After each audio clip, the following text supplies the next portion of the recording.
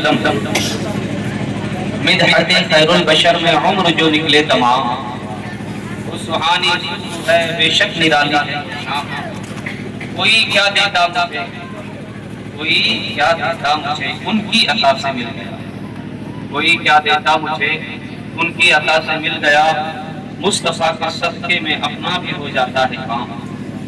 हजरत हसन के सदक़े में सदका मिल गया। हजरत हसन के सदक़े में सदका मिल गया।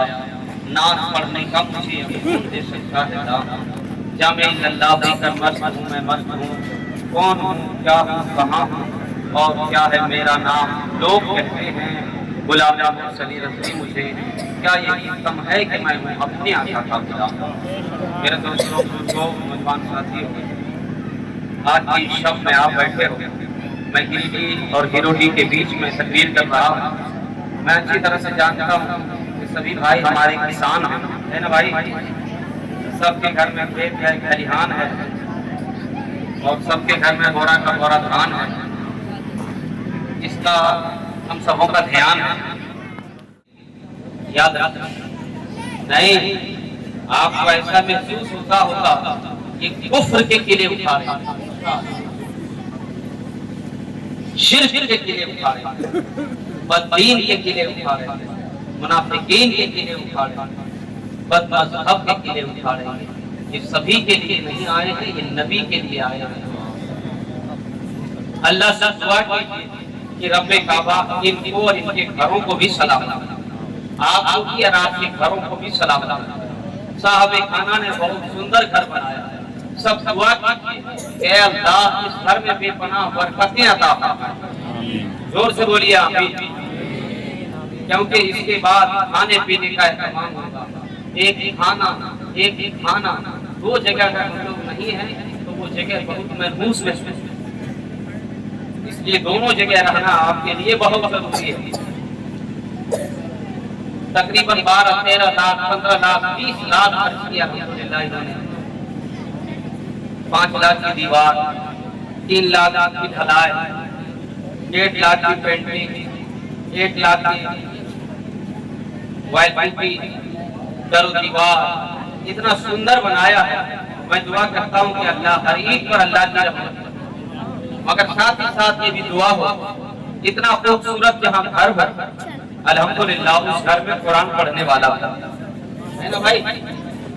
इतना अच्छा घर हो, उस घर में कुरान पढ़ने वाला कम से कम हफ्ते में 1 मरतबा पढ़ने वाला हो। आज 10 लाख, 20 लाख, 25 लाख का घर बनता है, मगर एक रूम ऐसा हमारा नहीं होता है कि वहाँ मुसल्ला बिछाकर कोई कुरान की तिलावत करे, है ना।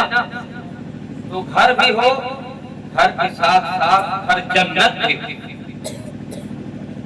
कितना खूबसूरत इन्होंने घर बनाया। मैं दुआ करता हूँ कि अल्लाह इसको घर के सजा दे, बाग बना दे, गुलशन बना दे। हालात अभी ऐसे हैं कि आदमी पीलर खड़ा करता है, पीलर भी खड़ा करता है तो पीसीसी में खड़ा करता है, ताकि आने जाने वाले लोगों को बहुत परेशानी। इस नीयत से खड़ा करता है कि आने जाने वालों को परेशानी हो। जब तक वो पीलर आपका खड़ा रहेगा, जहन्नम आपके घर में खड़ा रहेगा। अगर आपकी नीयत ये है कि मेरे घर से पड़ोसी को तकलीफ हो, जब तक वो घर खड़ा है, जहन्नम आपके घर में पड़ा है। और अगर आपने खिड़की भी बनाई और नीयत आपकी हो कि बड़ी खिड़की होगी तो आज़ान की आवाज आएगी, अल्हम्दुलिल्लाह जब तक खिड़की पड़ी रहेगी जन्नत की हवाएं आती रहेंगी। तो घर भी जन्नत का नमूना है। घर बनाइए। कहते थे कि मुस्कुराना नबी की सुन्नत है। कब है? आपका पड़ोसी अच्छा घर बनाए, मुस्कुराइए। आपका पड़ोसी खुश है, मुस्कुराइए। आपका पड़ोसी बीमार नहीं है, मुस्कुराइए। आपका पड़ोसी आपसे भी अच्छा खाता है, मुस्कुराइए।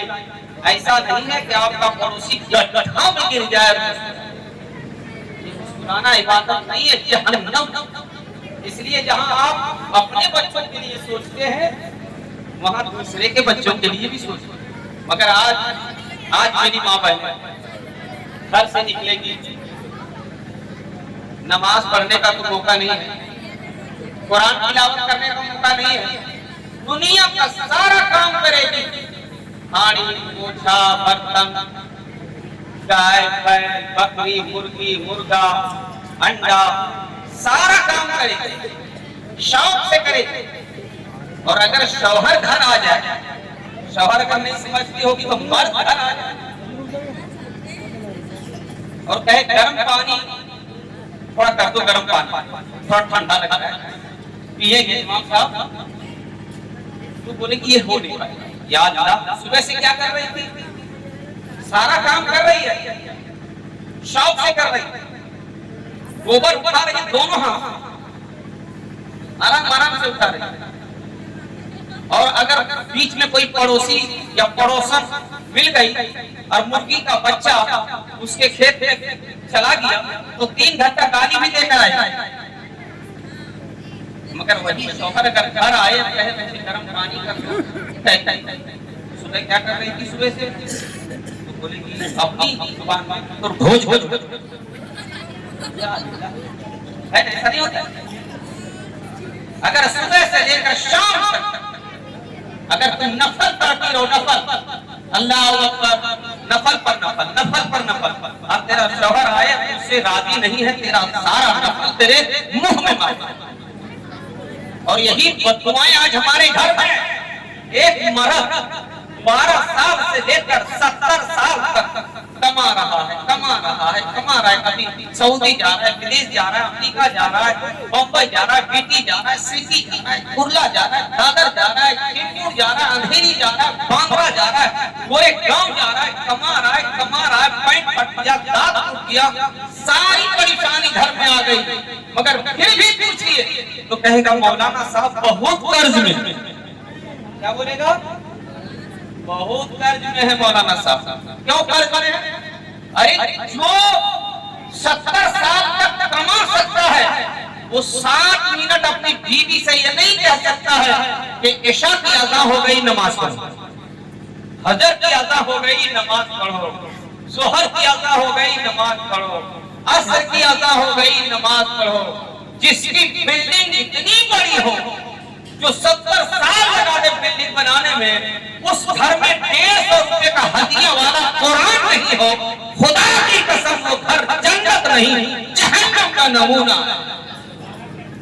इसलिए अपने घरों में कुरान भी रखो। आज मेरी माँ बहनें इतनी बिगड़ गई है, बोलेगी इमाम साहब को दुआ कर। चलो अच्छी बात है, इमाम साहब दुआ करेंगे तकदीर बदल जाएगी। ये तो आपके साथी के नाम है गुलाम अली साहब, जिनका रुतबा यहाँ से जाने के बाद 6 गुना बढ़ गया। कितना? 6 गुना। पहले तो आपके यहाँ अगर बत्ती जला के बुझाते थे, अभी यहीं से फूकते हैं तो रानीगंज के शैतान को बुझा देते हैं। ये हल्का का बहुत बड़ा जहाँ फूका वहीं गया, फूक ठाक के सबको दुरुस्त कर दिया, ठोक ठाक के सबको दुरुस्त कर दिया। दुआ कीजिए, मैं जानता हूं दुआ कीजिए। दुआ अल्लाह के नबी फरमाते हैं ला यहुद्दुल अज़ा इल्ला दुआ, तकदीर को दुआ बदल दे।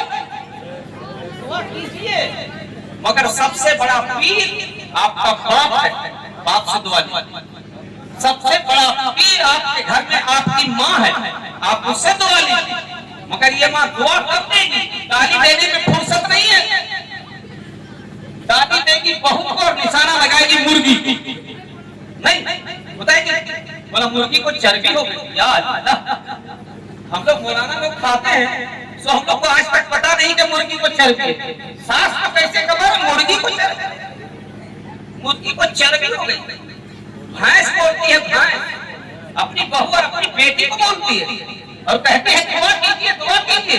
आप दुआ करते हैं सुबह भी और शाम भी। मेरे नबी फरमाते हैं जो माँ बाप अपनी औलाद को बददुआएं करता है, गालियां देता है, उसके घर में कभी बरकतें नहीं होती है। अपने बच्चों को बददुआएं देते हैं, हलाक हो जाएगा, तबाह हो जाएगा। तो माँ बाप जो कहेंगे वही होगा। और आप अपने लिए सोचते हैं बहुत अच्छा हो, मेरा घर अच्छा हो, मगर पड़ोसी के बारे में आपने क्या सोचा? मेरा बेटा इंजीनियर बन जाए और आप दूसरे के बेटे को क्या बोलिएगा? थोड़ी सी गलती हो जाएगी पड़ोसन से या किसी भाई से, छोटी सी गलती में बोलेगा बड़का बेटवा मर। कौन बेटवा? बोलो ना भैया। जो बड़े बेटा के बारे में ऐसा सोचे, जो पड़ोसन औरत दूसरे के बच्चे के बारे में ऐसा सोचे, बड़का दमदा मरता, जिसके दिमाग में ये चलता हो तेरा घर तबाह हो जाए, तेरा बेटा मर जाए, तेरा दामाद मर जाए, तेरा शौहर मर जाए, जिस औरत के दिमाग में ये चलता हो, खुदा की कसम मौलवी नहीं, पीर भी दुआ करेगा तो तेरा शौहर कभी कामयाब नहीं होगा, आलिम भी दुआ करेगा तो तेरा बेटा भी कामयाब नहीं होगा, फकीर दुआ करेगा तेरा दामाद कामयाब नहीं होगा। तुम दामाद की कामयाबी चाहते हो, शौहर की कामयाबी चाहते हो, बेटे की कामयाबी चाहते हो, तो घर में नमाज पढ़ो, अपनी औलाद से पहले दूसरे की औलाद के लिए दुआएं करो। जब तुम दूसरे की औलाद की दुआओं करोगे तो रब्बे काबा तेरी औलाद पर रहमतों का नुज़ूल फरमाएगा। आज दूसरे के बारे में कौन सोचता है? कोई सोचता है? गौस का दामन नहीं छोड़ेंगे यार, अपने भाई का एक हिस्सा भी नहीं छोड़ेंगे। नहीं, ऐसा नारा लगाएगा यार, आपको मालूम है पूरी जिंदगी गौसे आजम कभी झूठ नहीं बोले, पूरी जिंदगी। तारीख गौस में है मिसबाई साहब, पूरी जिंदगी गौसे आजम कभी झूठ नहीं बोले। शुगर की दवा खाना भूल जाएगा मगर ये झूठ बोलना नहीं बोलेगा। झूठ बोले, औरत झूठ बोल रही है, शौहर झूठ बोल रहा है, ससुर झूठ बोल रहा है, सास झूठ बोल रही है, दामाद झूठ बोल रहा है, पड़ोसन झूठ बोल रहा है, फिर भी कहता है दुआ कीजिए बरकत नहीं। पूरी जिंदगी गौसे आजम, ताजदारे वली, खानदाने जिसके चश्मो चिराग नहीं, जिनसे खानदाने किसकी नस्ली चली है, जो औलादे नबी की है, सबीहे रसूल की है, खूने रसूल की है, जिसके रसूल है, जिसको दुनिया बड़े पीर के नाम से जानती है। और से आजम मुर्दे को जिंदा किया है। बेटी को कहते बेटा तो बेटा हो जाए, बेटा को कहते बेटी तो बेटी हो जाए। और से आजम का वो मकाम कैसे बुलंद है, जब गौसे आजम पेट में थे तो उनकी माँ कुरान पढ़ती थी, जब माँ कुरान पढ़ती है तो बेटा गौसे आजम पैदा होता है। आज की माँ गाली पढ़ती है, गाली देती है, और पेट में बच्चा होता है, गोद में बच्चा होता है, गाली देती है तो बेटा गौस नहीं बेईमान बोस पैदा होता है। बेईमान अमीन को लाता, ईमानदार अमीन को नहीं लाएगा, बेईमान अमीन को लाएगा। ऐसे भी